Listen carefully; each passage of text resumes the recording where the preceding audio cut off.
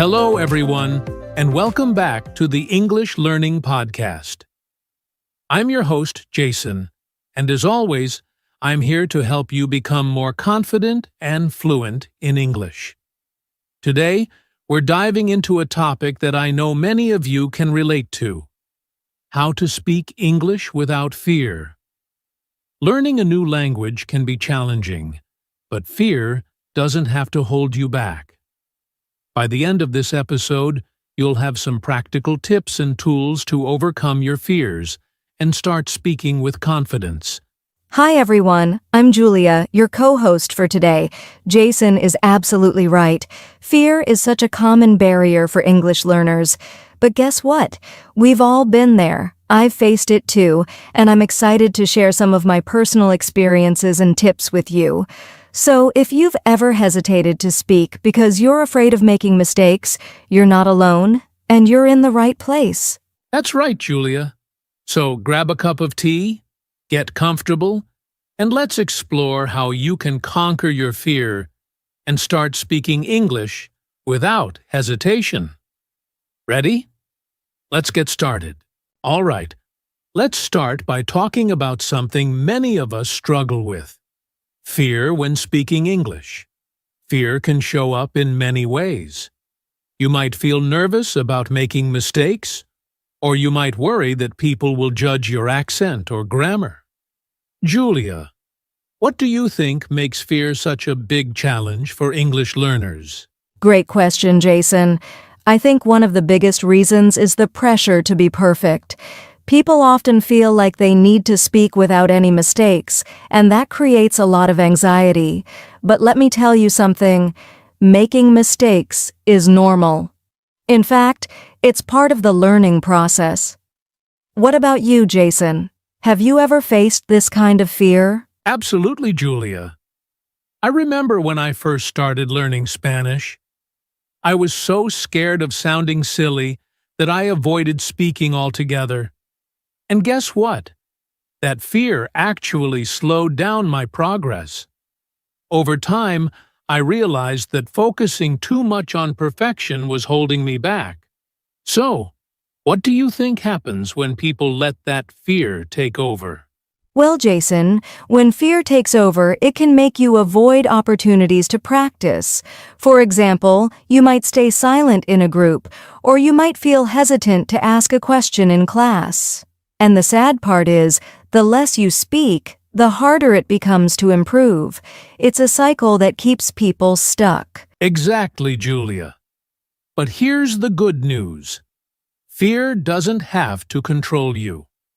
Once you understand what's causing it, whether it's fear of judgment, lack of confidence, or simply not knowing where to start, you can take steps to overcome it. And we're here to show you how. That's right. Fear is natural, but it's also something you can work through. We'll talk about some practical tips in the next section, but for now, just remember this: every English speaker, yes, even native speakers, makes mistakes. It's how we learn. Couldn't agree more, Julia. So, if you're listening to this and thinking, "That's me," don't worry, you're not alone, and there's a way forward. Let's move on to some strategies to help you overcome that fear and speak with confidence. Now that we understand why fear happens, let's talk about how to overcome it. We've got some practical strategies to help you face your fear and speak English with confidence. Julia, do you want to start with the first tip? Of course, the first and most important tip is to focus on communication, not perfection. Many learners think they need to speak perfect English before they can start talking, but that's not true. The goal of speaking is to communicate your ideas, even if you make small mistakes. Jason, can you share an example of how this works? Absolutely. Let's say you're trying to say, "I went to the store yesterday." If you say, "I go to the store yesterday," people will still understand you. And guess what? That's what matters. Don't let the fear of small grammar mistakes stop you from speaking. Exactly. Another great strategy is to start small. If you feel nervous about speaking, begin with short and simple sentences. For example, practice saying things like, "How are you?" or "Can you help me?" Once you feel comfortable with these, you can build up to longer conversations. What do you think, Jason? I think that's excellent advice, Julia. And here's another tip. Practice speaking alone. If you don't have a partner, try talking to yourself in English. For example, describe what you're doing, like, "I'm making tea," or plan your day out loud. This helps you get used to thinking in English, which reduces fear. I love that idea. Another helpful tip is to record yourself speaking. I know it can feel awkward at first, but when you listen to your recording, you'll notice what you're doing well and where you can improve. Plus, it's a great way to track your progress over time. That's such a powerful tool. And here's one more strategy. Surround yourself with English as much as possible. Watch movies, listen to podcasts, or even change your phone's language to English. The more you expose yourself to the language, the more natural it will feel when you speak. Yes, and don't forget to find a supportive environment. Whether it's a language class, an online group, or a conversation partner, practicing with people who encourage you can make a huge difference. Jason, do you have any final tips before we move on? Just one more, Julia. Celebrate small victories. Every time you speak English, even if it's just a few words, give yourself credit. Every step you take is progress, and that progress will build your confidence over time. I love that, Jason. It's so important to be kind to yourself during this journey. Fear doesn't disappear overnight, but with these strategies, you'll see improvement little by little. Exactly, Julia. And remember, fear is just a part of the process. It's not a barrier you can't overcome.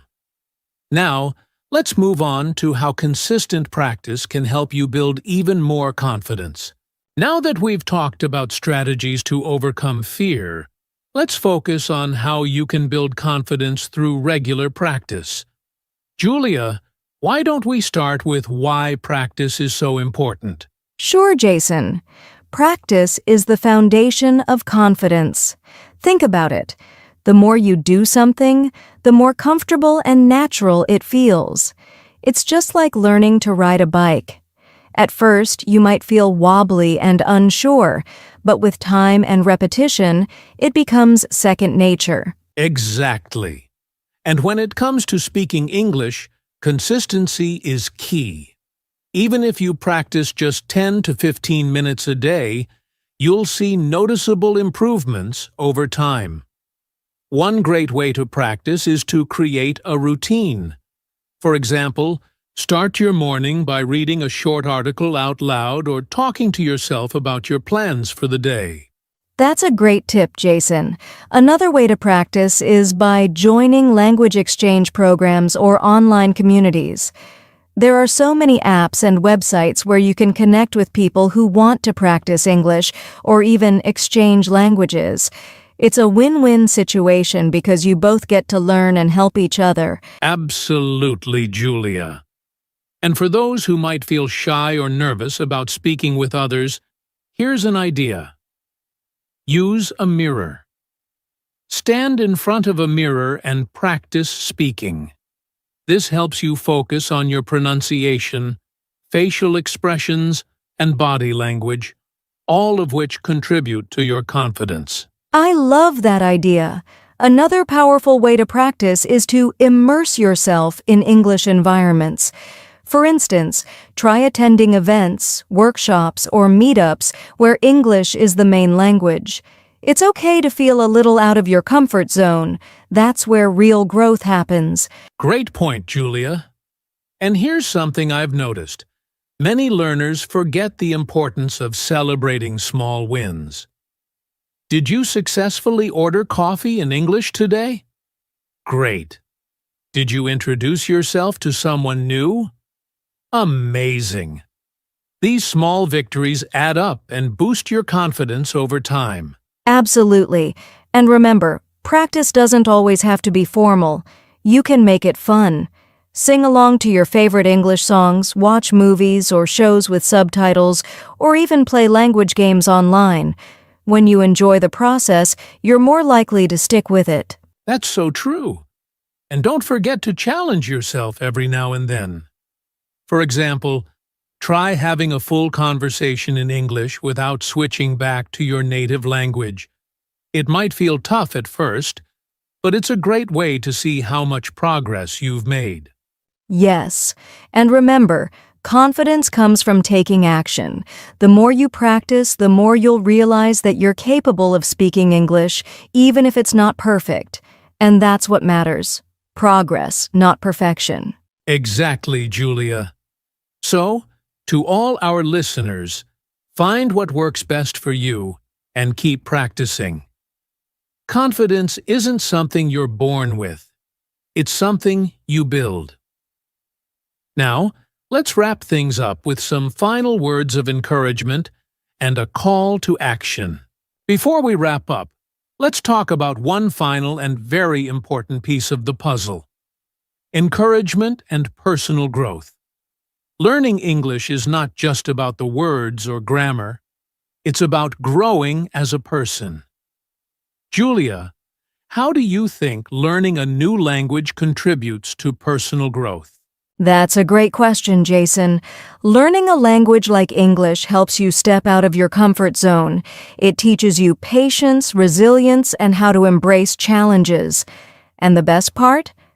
Every time you push yourself to speak, you're not just improving your English, you're becoming a more confident and adaptable person. Exactly. And I want to remind our listeners that it's okay to have setbacks. You might feel stuck at times or even make a lot of mistakes.